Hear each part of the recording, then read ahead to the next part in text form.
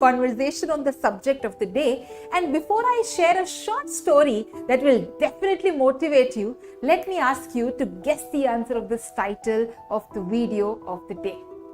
Who do you think is the most celebrated human that ever walked on this earth? All of you who have tuned into today's episode, name the person that is popping on your mind right now. Socha, tell. Come on, I'm sure you can think of at least 2-3 names. It could be someone from India or outside of India. Just make a wild guess. Bolo, kaun? Before we discuss that very astonishing human and the reason as to why is he so very celebrated across the globe, let me remind you to stay tuned to the episode till the end. Because I've put in a lot of efforts in scripting today's show, and I'm very confident that it will motivate you in so many different ways. So stay tuned till the end, as while scripting and researching, it definitely evolved a lot of my perspectives about life. We shall cover that celebrated person's takes on life, economics, fashion, food, gender equality, fundraising, campaigning, dieting, dance, leadership, importance of arts and academics, women empowerment, truth, non-violence, and a lot of other humane values. Yeah, I know. You already got to know whom I'm going to discuss about in today's video the moment I referred or uttered the word called truth and non-violence. Hai na? He is synonymous to those virtues. But before we discuss the Mahatma Gandhi and the various reasons as to why is he one of the most celebrated human that ever walked on this earth, let me continue with our tradition of this very video series, and that is sharing a short, little, motivational, super duper wow story. It's one of the many real life stories from Gandhiji's life, and it's a very inspiring story. Whose life was in itself a message. We all know that, right? This incident occurred when Gandhiji was practicing law in the city of Johannesburg in South Africa. His office was 3 miles away from his house. One day, a colleague of his, Mr. Polak, asked Gandhi's 13-year-old son Manilal to fetch a book from his office. But Manilal, he was a child, he completely forgot. Till Mr. Polak reminded him that evening. Now, when he was reminding, Gandhiji heard about it. And he said, "Son, I know that the night is dark and the way is long and lonely. You will have to walk nearly 6 miles, but you gave your word to Mr. Polak and you promised to fetch his book. So go and fetch it now." Ba and the family were upset when they heard of Gandhiji's decision. The punishment seemed far too severe. Manilal was only a child. The night was dark and the way was lonely. He had only forgotten a book after all. It could be bought the next day. This was what they all felt, but no one had the courage to say anything. They knew that once Gandhiji's mind was made up, nobody could change. At last, Kalyan Bhai plucked up the courage. "I'll fetch the book," he offered. Gandhiji was gentle but firm. But the promise was made by Manilal. "Very well, Manilal will go, but let me go with him," Kalyan Bhai pleaded Gandhiji. Gandhiji agreed to this, and Manilal set off with Kalyan Bhai to fetch the book as promised.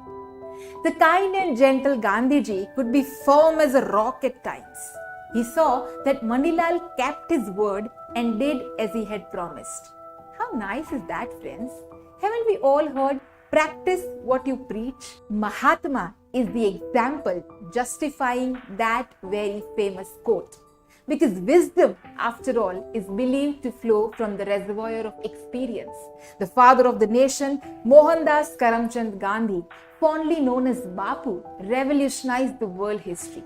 As we all know, Gandhiji was the motivating force in India's struggle for independence. But worry not.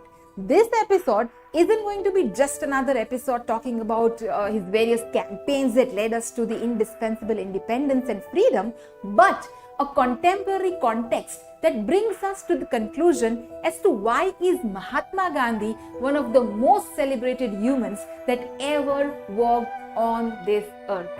In fact, Gandhi's billions of fans definitely can raise their collars out of pride, as during the meeting between the US President Joe Biden and PM Modi in Washington recently, the former said, Gandhi's message of non-violence, respect and tolerance matters today maybe more than it ever did. Can we dare disagree with this point where the world is bruising with wars all around us? By the way, did you know Steve Jobs was a fan of Mahatma Gandhi? His round glasses, the spectacles, are not only similar but also a tribute to Gandhi. Google up if you think I am just saying like that. If you have a doubt, Google up. Talking of the Iron Man of India, Sardar Vallabhbhai Patel, whenever he had a difference of opinion with Mahatma Gandhi, he said this with respect in one of his speeches. I claim to be nothing more than an obedient soldier of Gandhi, like the millions who obeyed his call. Importantly, despite the differences, Gandhiji's words were final for Sardar, because he believed that their convictions tallied. The pioneer of affordable automotive, Henry Ford, was one of Gandhi's many admirers. Be it Martin Luther King or Dalai Lama, be it Romain Rolland, a French dramatist, or Ho Chi Minh, a Vietnamese leader and a revolutionary communist, Pearl S. Burke, an American writer and novelist, or German writer Arnold Schwig, or be it Barack Obama, the former president of America, the petite Gandhi had amazed and instilled strength in billions, including the top-notch revolutionary leaders from across the world. In fact, one of the most regarded physicists, Sir Albert Einstein, once said, generations to come will scarce believe that such a one as this, ever in flesh and blood, walked upon this earth. So, please allow me to digress from the prime subject for a while, please. Tell me, what is the purpose of all our religious books? They aren't for sure meant to teach us self-obsession and hatred for other human beings, right? Any sort of extremism, even for a bit, it never teaches that. These religious literatures, in fact, are an ideal source of wisdom and knowledge.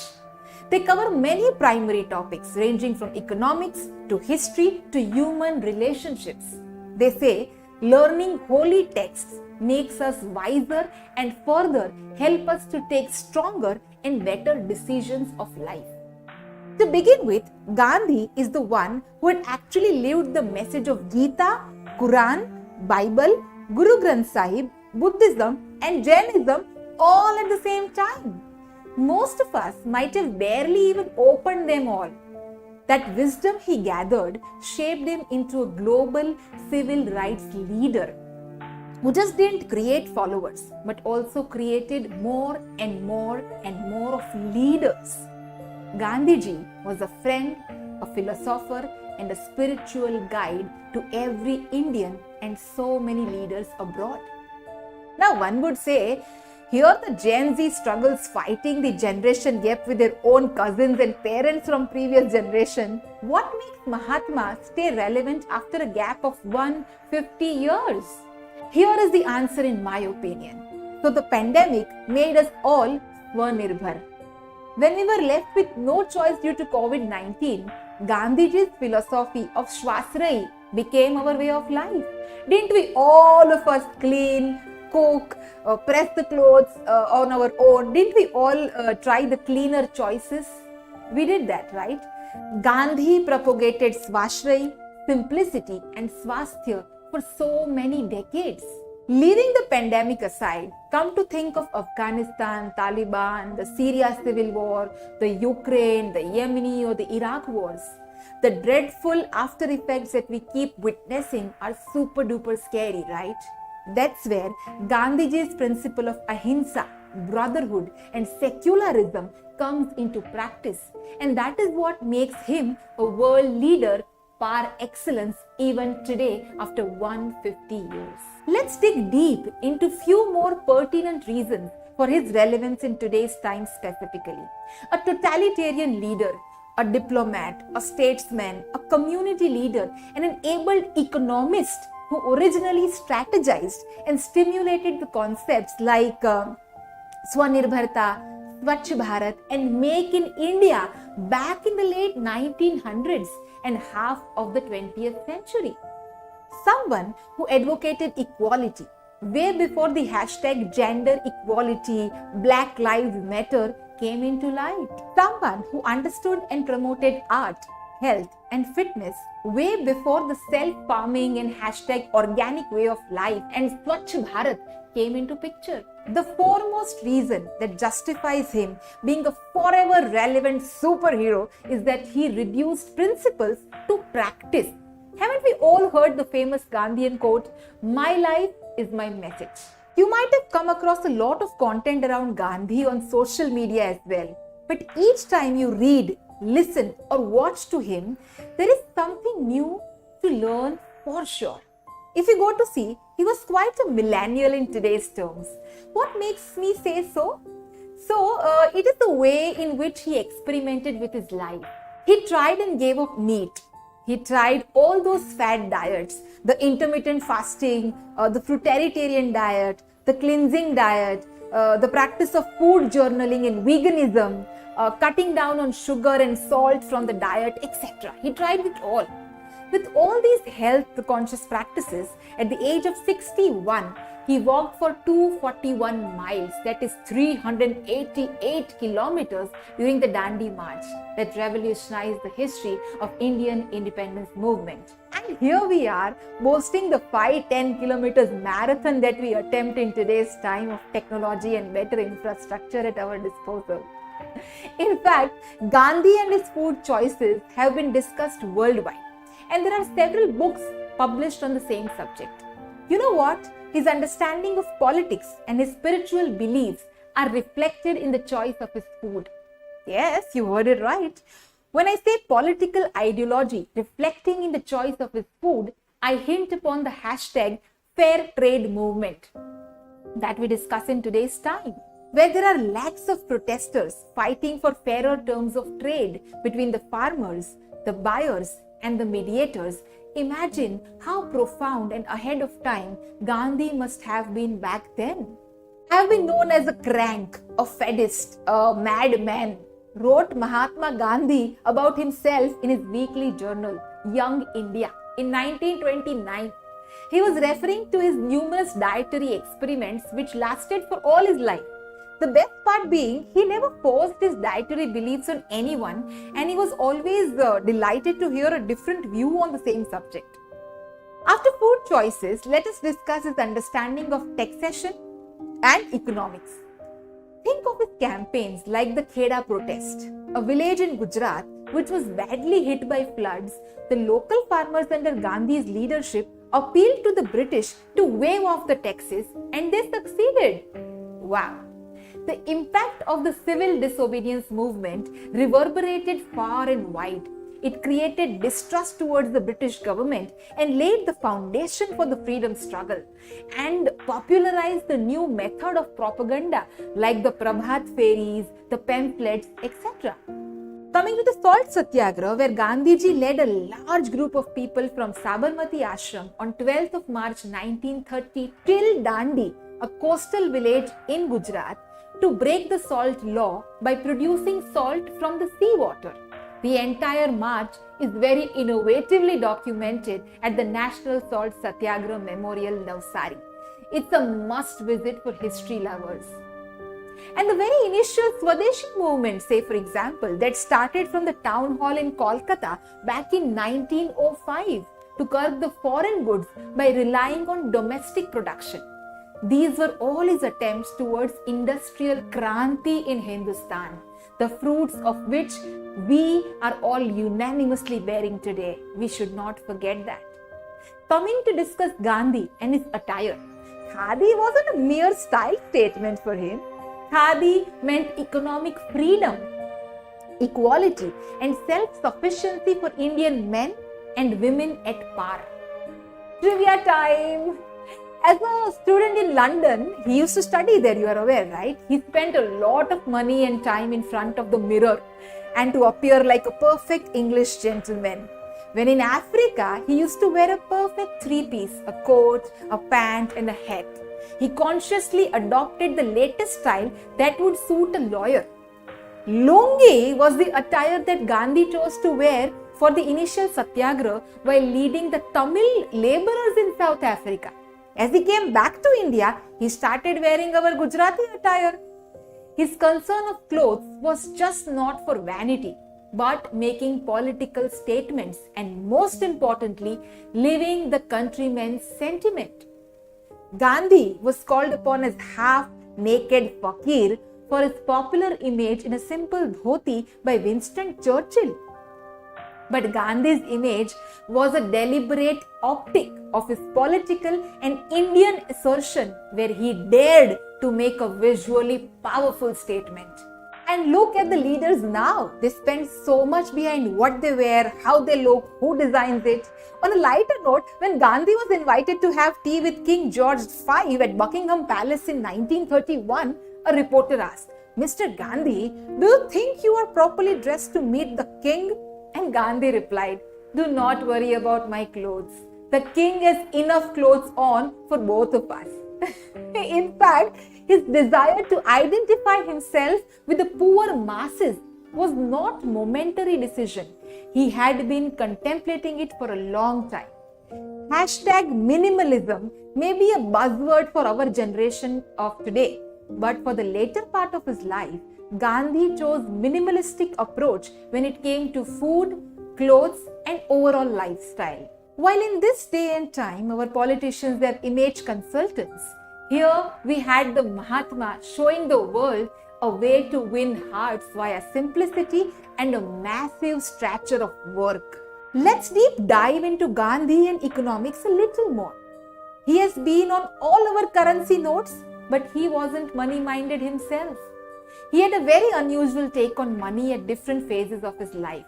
As a young student in London, he was living on an allowance that his brother sent across from Gujarat. He initially spent too much on his clothing, buying exorbitant accessories, taking French lessons, violin classes, spoken English classes and etiquettes, and spent a lot behind the ballroom dance lessons. Would you believe that?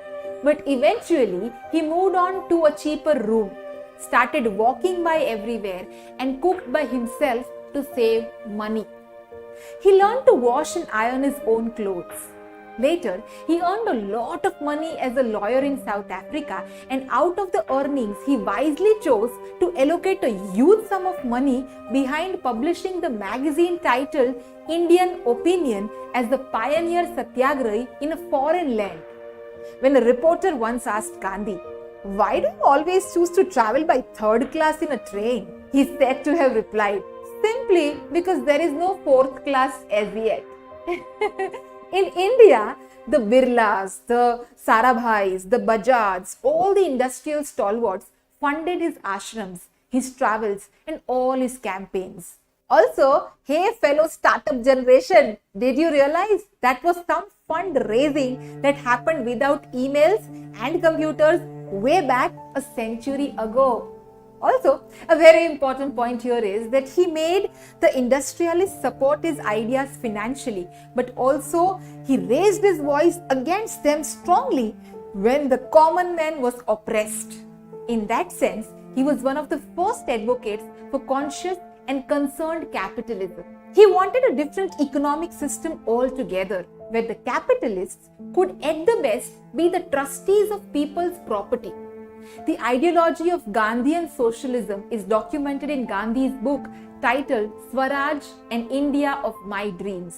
I would highly recommend you to read this book. It's beautiful and very thought-provoking. We can conclude that his decades of experience with money management in different phases of life that we just discussed now, at different scales, gave him an idea of accounting, so much so that he managed lakhs and lakhs of rupees later as the one leading Indian independence struggle against the mighty British. Again, a very important point here being, unlike today's leaders hitting the headlines with their never-ending scandals, Gandhi accounted for every single penny collected. In another perspective about Gandhi and his relevance in current times, let's discuss hashtag women empowerment and hashtag women safety. Young teenage girls in Chennai would walk through the hashtag crowdfunding for the freedom struggle feeling completely safe and unafraid. That is where the disciplinarian Gandhi came into picture. Coming to Gandhi and art, now one would say, yaar, where was the time to pursue an interest in art? He was such a busy man. But no, he did that too. Gandhi recognized art and artists. He did not believe in art for art's sake and had his own definition of art. He inspired a lot of musicians, writers, painters, and laureates, according to several political scientists in India and abroad. Ruskin's A Joy Forever and Tolstoy's What is Art are the classics that Gandhiji recommended others to read. In fact, the legends like Charlie Chaplin and Leo Tolstoy exchanged letters with Gandhiji for a long time. In fact, Gandhi wrote a letter to Hitler too, addressing him as dear friend and begging him to urgently stop the war. Tolstoy's ideal of simplicity of life and purity of purpose influenced Gandhiji deeply. Both Gandhi and Tolstoy adopted the idea of art to solve the problems of life, to solve the problems of common men. As weird as it might sound, Gandhi made Nandlal Bose from Shantiniketan to set up an art exhibition at Lucknow Congress session. Even at Congress's Haripura session, Bose was encouraged by Gandhi to make handmade paintings depicting real India, the potters, the farmers, the weavers, the local landscapes, to awaken the Swadeshi movement and the political consciousness. Around 400 paintings were recently sent to Venice as a part of Indian Pavilion. Again, the spinning wheel of Gandhi had a profound message. Rabindranath Tagore once said that I have learned to understand Gandhi as I would understand an artist. They say that Gandhi's sense of humor and witty side added to his charmistic personality. Gandhi is said to have once remarked that if I had no sense of humor, I would have long ago committed suicide. Mrs. Sarojini Naidu has been vocal about his distinct and sharp sense of humor, and veteran Congress leader C. Rajgopalachari called him a man of laughter. From why only him, let us come to how and where all is Gandhiji celebrated one after the other. His memorials exist in almost 50% of countries on this globe. That is almost half of the world. Now, isn't that rare and enormous?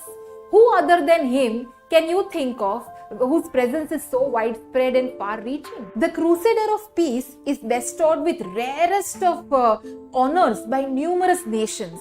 Around 70 to 73 nations in their multiple cities have instilled Mr. Gandhi's statue in their prime public premises. There are around 250 stamps issued having Gandhi's image in 80 different countries worldwide.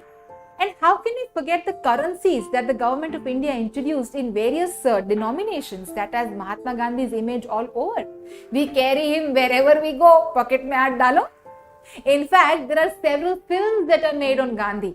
A documentary on him titled Ahimsa Gandhi, The Power of Powerless served as the festival centerpiece film at the New York Indian Film Festival 2021.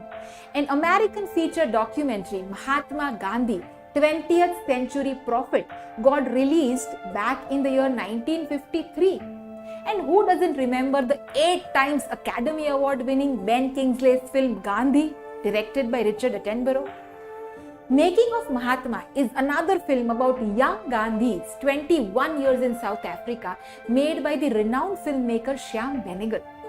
In a film called Hey Ram, made by Kamal Hassan, Gandhi is portrayed by Nasruddin Shah, which shows the dilemma faced by the would-be assassins of Gandhi in the turmoil of post-partition in India.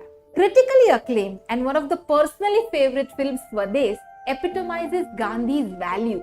According to his great-grandson Tushar Gandhi, the protagonist is called Mohan, which was Gandhiji's birth name. The film is about a young NRI returning back to India to serve the country and its people. a tale similar to that of Gandhi's life. From मैंने गांधी को नहीं मारा to Gandhi my father, from Welcome Back Gandhi to a film called Gandhigiri, from Gandhi murder, a conspiracy theory, to Lage Raho Munna Bhai, where Gandhigiri became the buzzword. The history of Mahatma Gandhi's tenure in South Africa and life of Nelson Mandela are recreated in Durban as experience for tourists as a part of massive film studio project. And not just films, there are music videos and theatrical plays which are based on his life. There would barely be a library which wouldn't have the books that are either written by Gandhi or it is about Gandhi. So what made the artist and admins create memorials in the form of paintings, sculptures, books, songs, poems, stamps and statues that celebrate Gandhiism across the globe? What made him so loved and respected universally and unanimously? In my opinion, it was the honesty while he lived in the public sphere made Gandhi the Mahatma Gandhi. Shukriya.